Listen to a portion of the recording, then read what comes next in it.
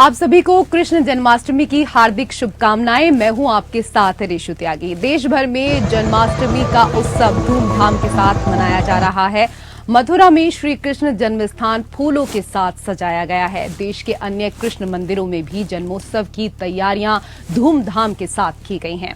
देश भर में आज बच्चों की अगर बात करें तो स्कूल में बच्चे कन्हैया बनकर पहुंचे हैं। कन्हैया की ड्रेस में छोटे छोटे बच्चे नजर आ रहे हैं। तो कई जगह आज मटकी फोड़, दही हांडी के प्रोग्राम भी अलग अलग चल रहे हैं। मथुरा में जन्म स्थान, वृंदावन में बांके बिहारी, द्वारका में द्वारकाधीश सहित कई बड़े कृष्ण मंदिरों में आज जन्माष्टमी मनाई जा रही है।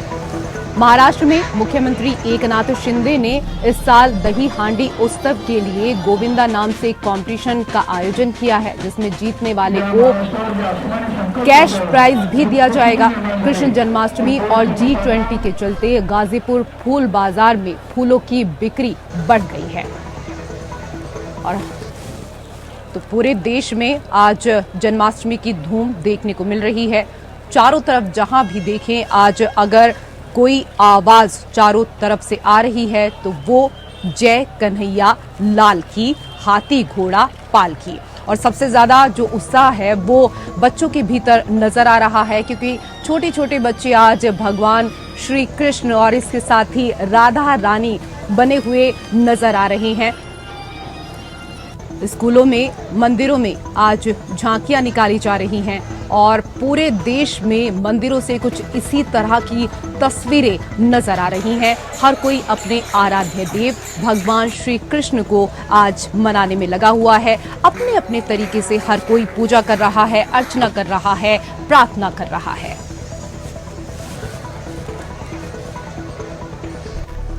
तो भगवान श्री कृष्ण की सुबह से ही मंदिरों में और घर के भीतर आज पूजा की जा रही है। लेकिन पूजा की सही विधि क्या है, क्या कुछ आज भगवान को हमें अर्पित करना चाहिए, ये बताने के लिए हमारे साथ ज्योतिषाचार्य डॉक्टर अलंकृता मानवी जी जुड़ चुकी हैं। बहुत स्वागत है आपका एपीएन न्यूज में। नमस्कार, प्रणाम। सृष्टि के कण कण में बसे हमारे प्रभु कान्हा के अवतरण दिवस पर आप सभी देशवासियों को ढेर सारी शुभकामनाएं, बल्कि देशवासियों को नहीं, संपूर्ण विश्व को, क्योंकि कृष्ण जो हैं वो जगत गुरु हैं, कृष्ण जो हैं वो संपूर्ण हैं, कृष्ण जो हैं प्रेम का प्रतीक हैं। तो मैं आशा करती हूं आप सभी जो हैं बहुत ही प्रेम पूर्वक, बहुत ही हर्ष और उल्लास के साथ इस त्योहार को अपने घर में मनाएंगे और आप सभी का आज अवश्य मंगल होगा। बिल्कुल, कृष्ण एक हैं और उनके रूप अनेक हैं। बचपन से ही अलंकृता जी, उनकी जो लीलाएं हैं वो हम सभी ने देखी कि किस तरीके से बचपन में वो माखन चुराते थे, किस तरीके से अपने जो सहयोगी थे, उनके जो साथी थे ग्वाले, उनके साथ खेला करते थे। तो तमाम जो लीलाएं हैं वो भी हमने इस दौरान देखी और गीता का ज्ञान आज भी लोगों के मन में बसा हुआ है।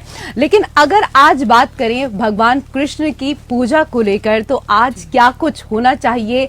जब थाली लेकर पहुंचे मंदिर में तो क्या कुछ सामग्री उस दौरान उसमें होनी चाहिए? जी, बहुत अच्छा सवाल किया ऋषु जी आपने। सभी सृष्टि में जो है वो प्रभु की योग माया ही है। प्रभु की योग माया से ही सब कुछ जो है वो हो पा रहा है, सब कुछ संपूर्ण हो पा रहा है। पूजा में सबसे अवश्य होता है आपका भाव।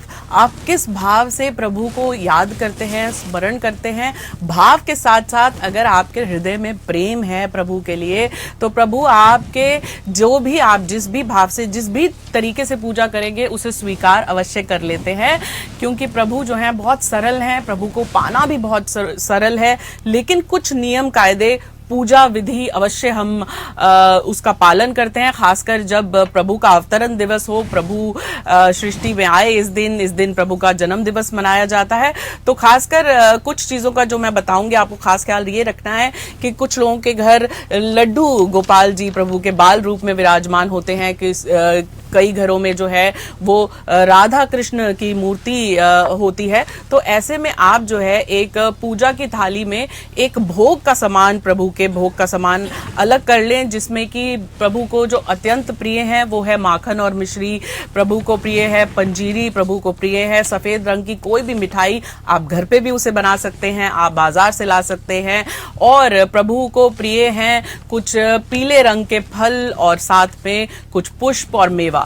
ये आप अपने जो भोग की थाली है वो अलग से बना सकते हैं। कुछ लोग 56 भोग का भी भोग लगाते हैं, लेकिन 56 भोग ना हो तो कुछ भी आप प्रेम पूर्वक बनाएं, अपने हाथों से बनाएं तो उसका भोग आप प्रभु को लगा सकते हैं। बस वो तामसिक ना हो, इस बात का अवश्य ख्याल रखें। उसके साथ साथ आप प्रभु के जन्म की खास तैयारी करें कि इस दिन बहुत सारे लोग ऋषु जी प्रभु का जन्म कराते हैं, और जन्म कराने के बहुत अलग अलग तरीके हैं। वो मैं आपको बताऊंगी किस तरह से कुछ लोग जो हैं खीरे से जो है प्रभु का जन्म कराते हैं। रात्रि में जब 12 बजते हैं उससे उस समय पे प्रभु का जन्म कराने की कुछ विधियां हैं। उसको किस तरह से आपने फॉलो करना है वो मैं दर्शकों को बता देती हूँ।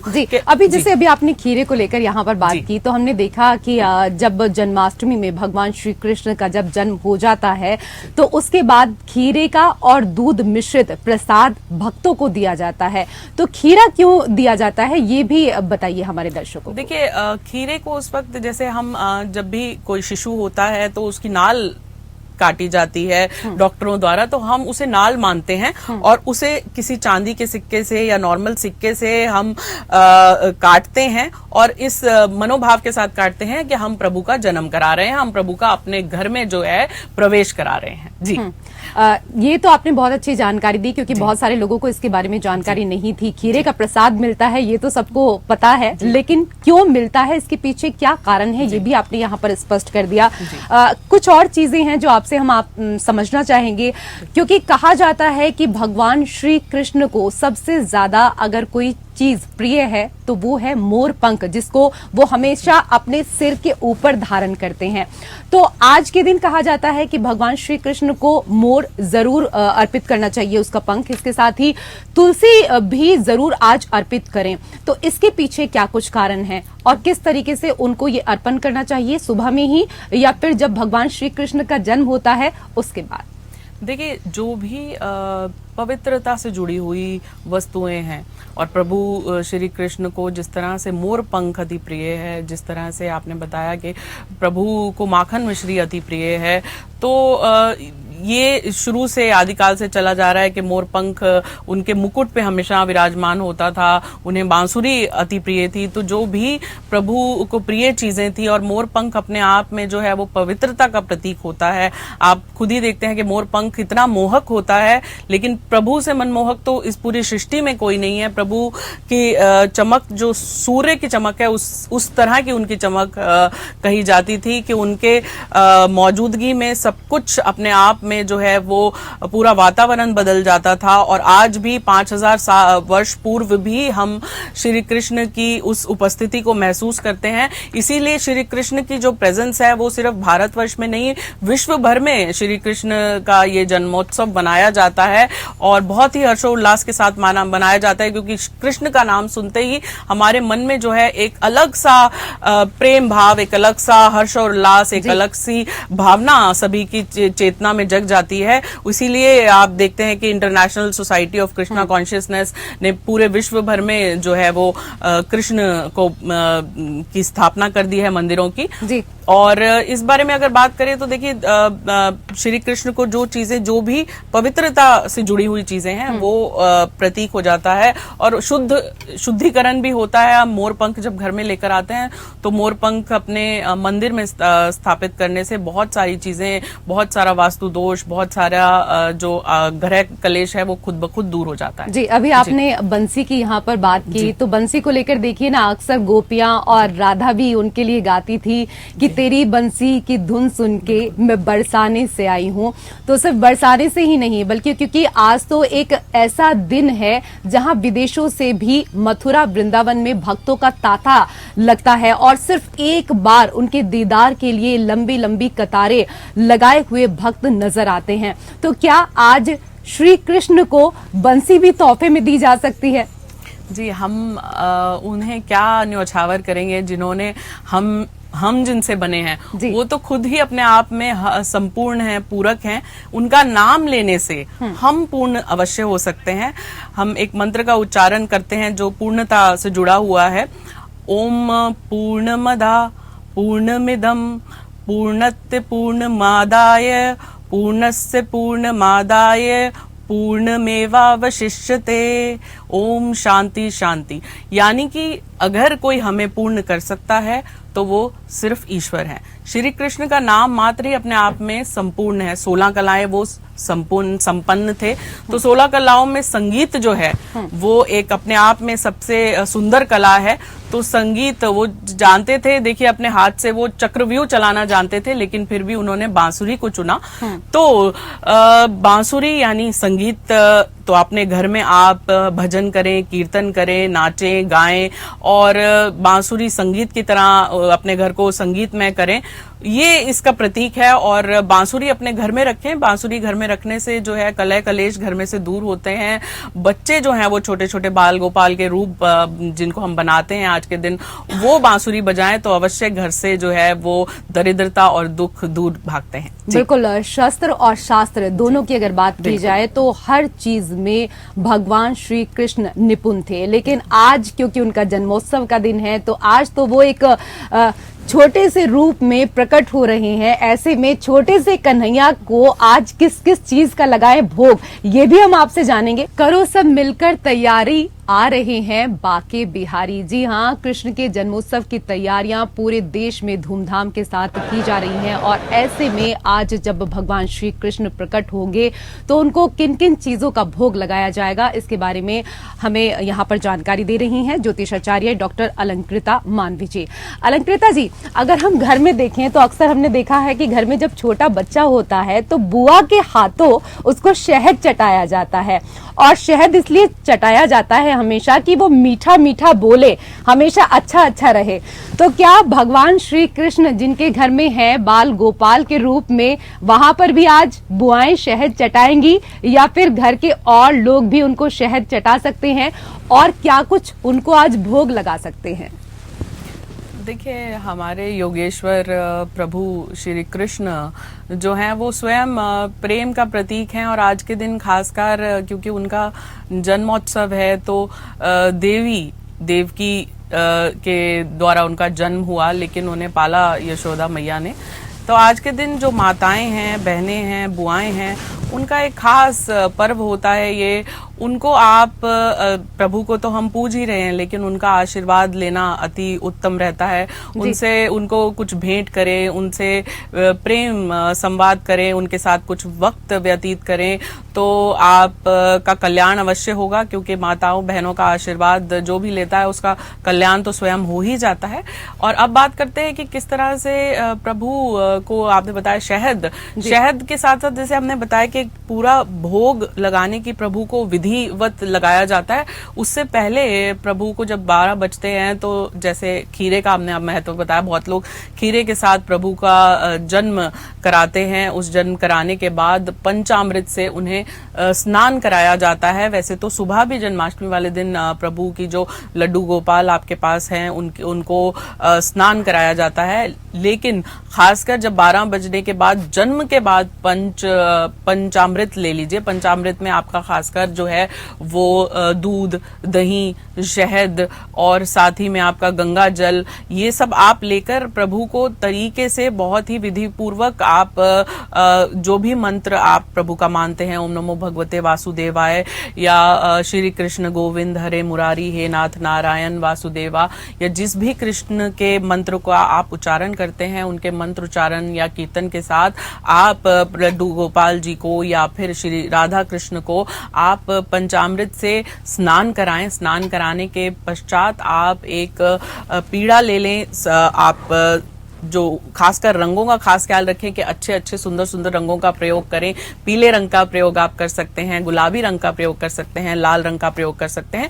तो एक साफ सुथरा पीड़ा ले लें, उस पे आप एक लाल रंग के कपड़े को, साफ सुथरे कपड़े को बिछाएं और उसके बाद प्रभु के स्नान के बाद वहां पे प्रभु को तरीके से प्रभु की स्थापना करें। उसके बाद प्रभु का श्रृंगार करें, बहुत ही खूबसूरती के साथ आप प्रभु का श्रृंगार करें। प्रभु को नए वस्त्र पहनाएं, प्रभु को मुकुट पहनाएं, माला पहनाएं, और प्रभु के श्रृंगार की बहुत प्यारी प्यारी चीजें आती हैं। जैसे कि आप एक बच्चे को श्रृंगार करते हैं, उसी तरह से आप अपने लड्डू गोपाल का श्रृंगार करें। श्रृंगार करने के पश्चात आप जो है फूलों से प्रभु का अभिनंदन करें, प्रभु का अपने घर में स्वागत करें, और गीत संगीत कीर्तन के साथ आप प्रभु को भोग लगाएं। भोग में खासकर ध्यान रखें कि भोग में प्रभु को जो अति प्रिय है वो माखन मिश्री है, लेकिन प्रभु का भोग जो है बगैर तुलसी के माना नहीं जाता। तो जो भी आप भोग सामग्री अपनी रखें, 56 भोग प्रभु को लगाए जाते हैं अक्सर वृंदावन में और मथुरा के मंदिरों में, लेकिन आप अपने घर में अगर 56 भोग नहीं लगा सकते तो आप किसी भी चीज से प्रभु को, सफेद रंग की मिठाइयां अति प्रिय हैं, सफेद रंग की आप जो है वो नारियल की पंजीरी से प्रभु को भोग लगा सकते हैं। लेकिन तुलसी, पहले आप तुलसी और गंगा जल का छींटा जो है आपने जो भी भोग बनाया है उसमें डाल दें, तो उससे वो चीज पवित्र हो जाती है। और फिर अपने मन में इस भाव के साथ कि आप जो भी ये खाद्य पदार्थ है, जिस तरह से प्रभु की दी हुई लीला है, प्रभु की दी हुई खाद्य पदार्थ हैं, और आप इन्हें प्रभु को ही अर्पण कर रहे हैं, क्योंकि हम भी जो हैं वो प्रभु से ही उत्पन्न हुए हैं और प्रभु में ही खत्म हो जाएंगे। तो सारी सृष्टि प्रभु की है, तो ये जो खाद्य पदार्थ हैं सब हैं, ये भी हम प्रभु को ही अर्पण करते हैं। इस मनोभाव के साथ आप बहुत ही प्रेम पूर्वक प्रभु को पहले उसे भेंट करें, प्रभु को खिलाएं, उसके बाद वो प्रसाद बन जाएगा। यहाँ तक कि जिस पंचामृत से आपने प्रभु को स्नान कराया है, जिस पंचामृत से आपने प्रभु को नहलाया है, तो उससे आपके घर की भी शुद्धि हो जाएगी, और उस पंचामृत को आप अपने घर में छिड़काव करें, और सभी लोग जो हैं उसे चंद्रामृत की प्रकार आप अवश्य लें प्रसाद के रूप में। ठीक है, घर की शुद्धि कैसे होगी अलंकृता जी, ये आपने यहाँ पर बताया। और आज तो देखिए कहते हैं ना कि फूलों में सज रही हैं श्री वृंदावन बिहारी। आज हर कोई फूलों के साथ उनका श्रृंगार कर रहा है, और हमने यहाँ पर माँ देवकी की बात की, हमने माँ यशोदा का भी जिक्र किया, लेकिन श्री कृष्ण से भी पहले जिनका नाम लिया जाता है, जिनको स्मरण किया जाता है, वो है राधा रानी। और ऐसे में आज के दिन अगर राधा रानी की बात ना हो तो ये शायद थोड़ा बेईमानी होगा। राधा रानी का श्रृंगार आज के दिन कैसे कर सकते हैं, और राधा रानी को आज क्या कुछ भेंट करें, वो भी हमारे दर्शकों को बताएं। जी बिल्कुल। देखिए, राधा और कृष्ण जो है वो अलग नहीं है, वो एक ही है। कृष्ण अगर आत्मा है तो राधा जो है वो हृदय है। तो हृदय और आत्मा कभी भी अलग नहीं होते। हाँ, राधा आप बात करें शिव पार्वती की, आप बात करें राधा कृष्ण और राधा की, तो वो अपने आप में उनका जन्म किसी स्त्री रूप में या पुरुष रूप में नहीं है, वो अपने आप में दोनों एक ही हैं। जैसे अर्धनारीश्वर रूप होता है, तो राधा ही कृष्ण है, कृष्ण ही राधा है। तो आप अगर राधा का नाम भी लेते हैं तो वो कृष्ण का नाम ही ले रहे हैं। तो कहाँ यहाँ बात सारी ये है कि आप ये जो उत्सव हैं ये आपके मनोस्थिति के शुद्धिकरण के लिए हैं। पहले तो मनोस्थिति आपकी तभी शुद्ध होती है, आप जैसे वातावरण में सब जगह आप हर्षोल्लास देखेंगे, आपके घर की साफ सफाई होगी, आपके घर की साज सज्जा होगी, आप प्रभु के, आपके घर में सभी जो हैं वो प्रभु के स्मरण में, प्रभु के कीर्तन में जब भजेंगे, प्रभु के श्रृंगार में रहेंगे, तो अपने आप घर का वातावरण शुद्ध हो जाएगा, आपका अंतर्मन शुद्ध हो जाएगा।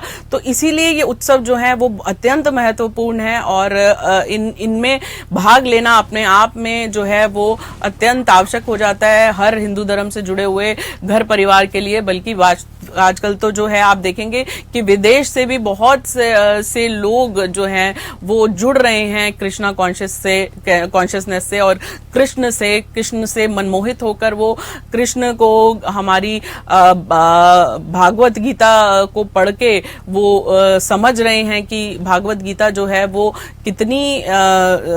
कितना संपूर्ण सृष्टि का ज्ञान है उसमें। और बात करें अगर राधा रानी के श्रृंगार की, तो राधा रानी को आप सुंदर वस्त्र पहनाएं, राधा रानी का फूलों से श्रृंगार करें, राधा रानी को जिस तरह से हम चूड़ियां पहनाएं, सिंदूर लगाएं, जिस तरह से स्त्री श्रृंगार करती है उसी तरह से आप हर तरह की श्रृंगार की वस्तुएं आप राधा रानी को भेंट कर सकते हैं। और जब आप जन्म करा रहे हो, इस बात का खास ख्याल है कि राधा रानी को एक लाल चुन्नी से पहले आप ढक दें, फिर जब जन्म हो जाए तो वो लाल चुन्नी राधा रानी को उड़ा दें। बाद में वो जब ये पूरा आपका आप जन्मोत्सव के बाद भोग लगाने के बाद वो चुन्नी जो है घर की बहुएं जो है वो ओढ़ सकती हैं, आप उन्हें भेंट करें।